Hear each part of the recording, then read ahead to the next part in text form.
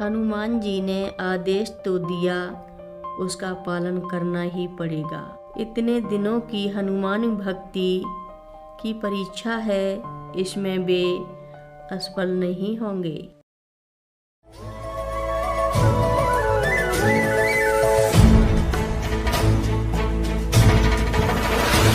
सिर मुकुट कुंडल तिलक चारु उदार अंग विभूषणम् नवकंज लोचन कंज मुख कर कंज पद कंजारुणम्।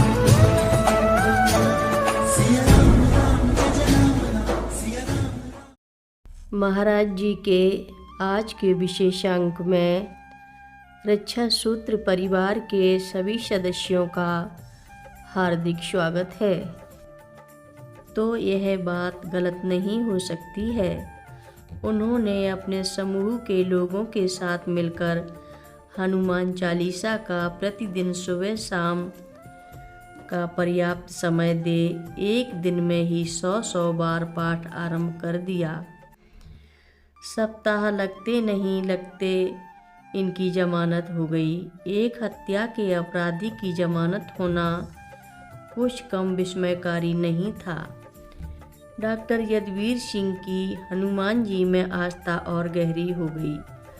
केस तो चल ही रहा था, मात्र जमानत होने से क्या होता, सजा तो हो सकती थी, और वह मृत्यु दंड अथवा आजीवन कारावास से कम क्या होती। निचली अदालत से मृत्युदंड की सजा हुई, पर उच्च न्यायालय में अपील करने की छूट भी अदालत ने दे दी। उनकी जमानत जारी रही। डॉक्टर सिंह को स्वभावतः यह चिंता खाई जा रही थी कि पता नहीं उच्च न्यायालय हाई कोर्ट सजा को बरकरार रखे या इसे आजीवन कारावास में बदल दे। वे निर्दोष, अतः इन दोनों में कोई भी सजा उनके साथ अन्याय ही होता। उन्होंने सोचा कि मात्र पवन पुत्र का ही सहारा है। उन्होंने और भक्तिभाव से उनकी पूजा आराधना आरंभ की। साथ ही उनसे प्रार्थना भी करते कि उनको चिंता मुक्त करें। सजा तो अब होगी, तब होगी, अभी से चिंताग्रस्त होने का क्या अर्थ है जब हनुमान जी ही उनके सहायक हों। इस सब का परिणाम यह हुआ कि एक रात सपने में गदाधारी हनुमान जी पहुँचे। डॉक्टर सिंह को संबोधित कर बोले, क्यों इतना चिंतित हो? आपको तो पता ही है सरकार कि मुझ पर शत्रु ने हत्या का मुकदमा कर दिया है। मुझे एक अदालत से सजा भी हो चुकी है। चिंता तो स्वाभाविक है। शत्रु बहुत मजबूत है, हमारी अपील को खारिज करा कर रहेगा। मुझे मृत्यु को गले लगाना पड़ेगा।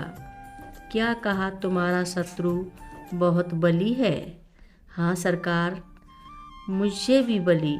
हनुमान जी सहसा अपने कनक भूधराकार स्वरूप में आ गए। सिर छत को छूने लगा।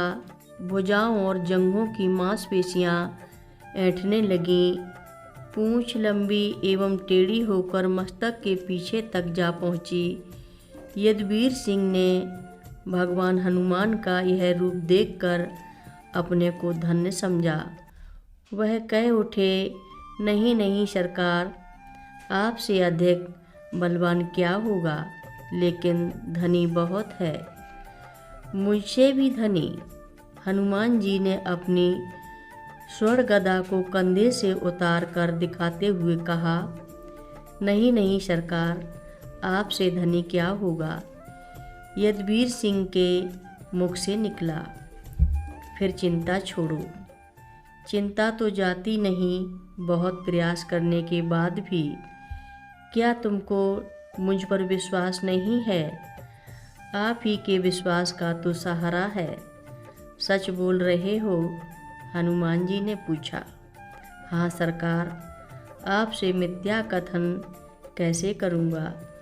तो फिर एक काम करो, आदेश हो इस बार पटना तारीख पर जाओ तो लौटते समय मुकदमा संबंधी अपने सारे कागजों को गंगा जी में प्रभावित कर दो। कहकर हनुमान जी अंतर्ध्यान हो गए। यदुवीर सिंह की नींद टूट गई। वे सपने पर विचार करने लगे। हनुमान जी ने सभी कागजों को गंगा जी के हवाले करने को कहा था। अगर ये मुकदमे संबंधी सारे कागज फेंक ही देंगे, इनके पास बचाव का साधन क्या रहेगा।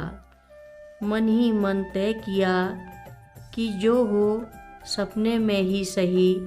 हनुमान जी ने आदेश तो दिया, उसका पालन करना ही पड़ेगा।